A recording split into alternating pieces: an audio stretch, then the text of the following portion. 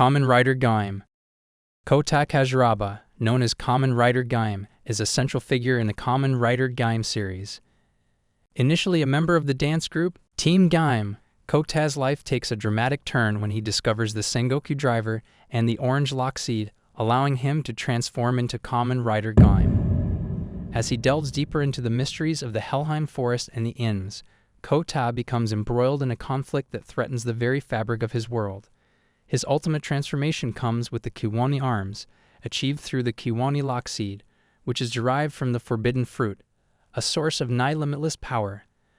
This form allows Kota to unify all previous armors, granting him unparalleled versatility and the ability to manipulate the flora of the Helheim Forest. However, wielding such power comes at a cost, as it gradually transforms him into an overlord, distancing him from his humanity. Kota's ascension to godhood is solidified when he defeats Kaito Kuman, who sought the forbidden fruit to reshape the world. By claiming the fruit, Kota becomes the Man of the Beginning, a divine being with the power to remove Helheim's influence from Earth, relocating it to another planet to prevent further devastation. This act not only showcases his immense power, but also his selfless nature, as he chooses to bear the burden of godhood to protect humanity. In subsequent appearances, such as in Kamen Rider Z-O, Kota's godly status is reaffirmed. Even when the timeline is altered, his divine essence persists, highlighting the enduring nature of his transformation and the profound impact of his choices. Chakravartin. Chakravartin, known as the God of Mantra, is the supreme deity in Asuro's wrath and serves as the game's true antagonist. He is the creator of the universe and the world of Gaia, and his immense power and cosmic influence establish him as one of fiction's most formidable gods. His actions throughout the narrative showcase his unparalleled strength and manipulative nature. Initially appearing as the enigmatic Golden Spider, Chakravartin subtle influences events from the shadows. He reveals his true identity after the defeat of Gomavlitra, disclosing that he orchestrated the conflict between the Goma and the demigods to find a worthy successor to oversee Gaia. This manipulation led to widespread suffering, including the death of Asuro's wife and the abduction of his daughter, Mithra. Chakravartin's indifference to the pain caused by his trials underscores his belief in might as the ultimate virtue, valuing strength above all else. Chakravartin's ultimate goal is to destroy Gaia and recreate it, a plan he attempts to execute after deeming Asura unworthy of succession. However, Asura, fueled by sheer wrath and determination, confronts Chakravartin in a climactic battle. Despite Chakravartin's overwhelming power, Asura's relentless fury enables him to overcome the deity, culminating in Chakravartin's defeat. This confrontation not only showcases Chakravartin's might but also serves as a testament to Asura's indomitable will. His actions drive the narrative of Asura's wrath, and his eventual downfall underscores the game's themes of resistance against tyranny and the power of human emotion. God. God is an enigmatic and malevolent entity in the One Punch Man universe whose origins and full capabilities remain shrouded in mystery. Referred to simply as God or Kami by characters such as Homeless Emperor, Psychos, and Blast, this being serves as the overarching antagonist of the Monster Association arc, manipulating events from the shadows by empowering various villains to further its own agenda. God's primary objective appears to be the eradication of humanity, a goal it pursues by granting immense powers to individuals who align with its nihilistic worldview. For instance, it bestowed the ability to summon devastating energy spheres upon Homeless Emperor, transforming him into a formidable threat. Similarly, Psychos experienced a vision where time stood still, and she perceived what seemed like the structural diagram of the universe, leading her to feel both fear and an influx of mysterious power. These interactions suggest that God can manipulate time and reality to some extent, further emphasizing its godlike status. God's true form is elusive. It often appears as a faceless, gigantic humanoid with wrinkled skin, though it can also manifest as someone significant to the individual it is contacting, albeit still faceless. This ability to manipulate perceptions and reality underscores its otherworldly nature. God's combination of reality warping abilities, psychological manipulation, and the capacity to bestow or revoke immense power positions it as one of the most formidable entities in fiction. Its indirect yet profound impact on the One Punch Man universe cements its status as a central and terrifying force within the narrative. Khorne. Khorne is one of the four major Chaos gods in the Warhammer universes, embodying war, bloodshed, and unrelenting rage. Known by titles such as the Blood God, the Lord of Skulls, and the Taker of Skulls, Khorne thrives on violence and the spilling of blood, gaining power from every act of killing, regardless of the perpetrator or victim. In the Warhammer 40,000 setting, Khorne was the first of the Chaos gods to awaken, fully manifesting during Terra's Middle Ages, a period marked by widespread warfare. His influence is so pervasive that his bellows of rage are said to echo through time and space, resonating with the first act of mortal violence. Khorne's realm is the Brass Citadel, a fortress built upon foundations of murder and conflict. At its center lies his throne, atop a mountain of skulls collected from those slain in his name. The Citadel is a monument to fury and bloodshed, constantly echoing with the clash of weapons and Khorne's own bellows. Khorne's power is further amplified by his daemonic legions, such as the Blood Crushers, shot cavalry combining the ferocity of bloodletters with the unstoppable mass of juggernauts. These forces trample the Blood God's foes into unrecognizable pulp, exemplifying his brutal nature.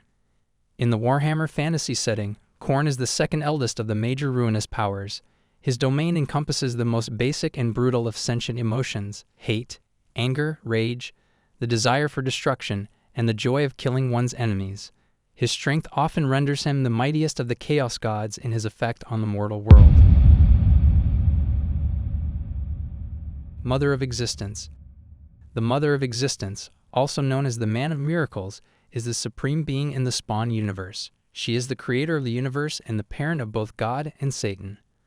Her powers are limitless, encompassing omnipotence, omniscience, omnipresence, and absolute immortality.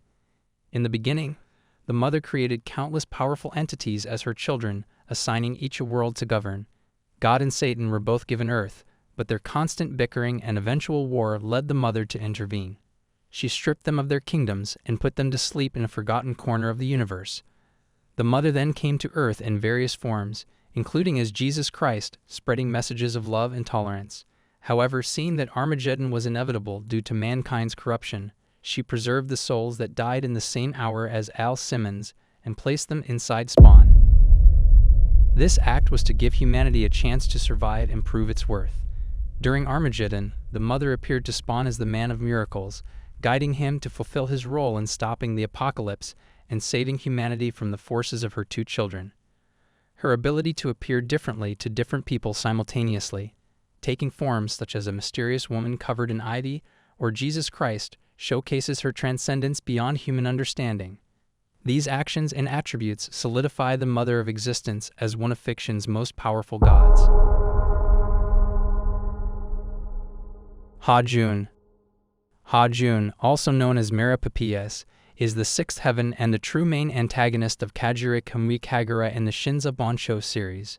He is a hegemony god, a type of deity whose law expands outward, rewriting the rules of the universe according to their desires, effectively making them living universes. Hajun's law, known as the Great Tengu Realm of Avaris, manifests his intense narcissism and desire for solitude. This law causes every being to become narcissistic and start killing each other until only themselves are left, reflecting his wish to be alone. His Kamunagara, the physical manifestation of his law, exists as a universe within him, lacking any blind spots and making him a walking universe. Hajun's ascent to godhood was influenced by a previous observer who persecuted the Samsara-Vartin, indirectly pressing them to fulfill their goal. He absorbed his twin brother, known as the Tumor, prior to their birth, which became the source of his craving and rage. His immense power is further demonstrated by his ability to grant a portion of his Taikyoku, the fundamental power of a god, to others, as seen when he made Yoko Madara his sensory, granting him his own Taikyoku and heavenly eye. Hajun's overwhelming strength and destructive nature make him one of fiction's most powerful gods. His law's effect of inducing universal narcissism and self-destruction, combined with his ability to manipulate and grant divine powers, solidify his position as a formidable and unparalleled deity within the Shinza Bansho universe. Tori-Bot. Tori-Bot is a metafictional character representing Akira Toriyama, the creator of Dragon Ball and Dr. Slump.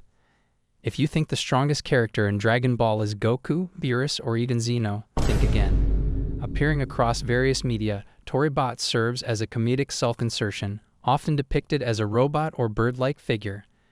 His role is to break the fourth wall, offering commentary on the creation process and interacting with characters within the stories. Despite his humorous appearances, Tori-Bot possesses formidable abilities that position him among the most powerful entities in fiction.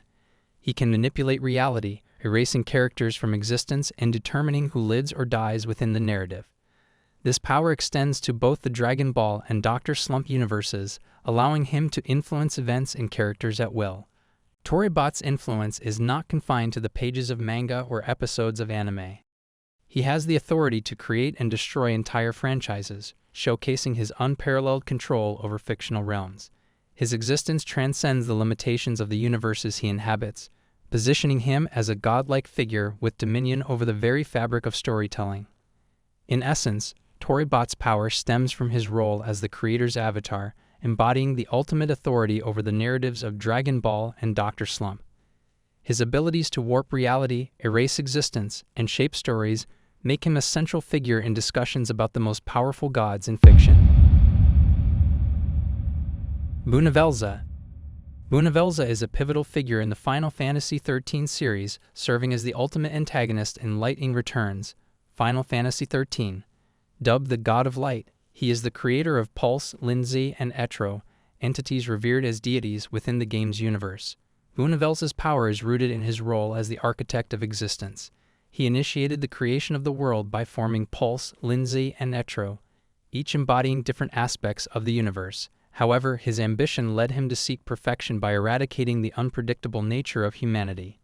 He viewed humans as tainted by chaos and sought to cleanse them, believing that purging their emotions would grant them eternal bliss.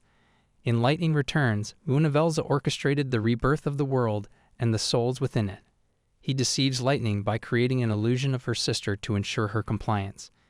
His ultimate plan involves replacing Etro and reshaping the world to his vision. Bhunivelze is depicted as a majestic, otherworldly being with multiple pairs of wings and a regal crystalline form. His design reflects his status as a deity and his connection to the cosmos.